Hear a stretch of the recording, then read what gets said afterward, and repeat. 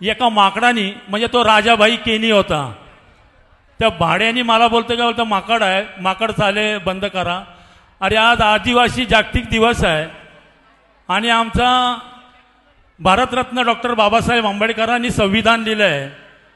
संविधानामध्ये आम्हाला आमचा अधिकार आहे, आम्ही भावी आमदार व्हावं.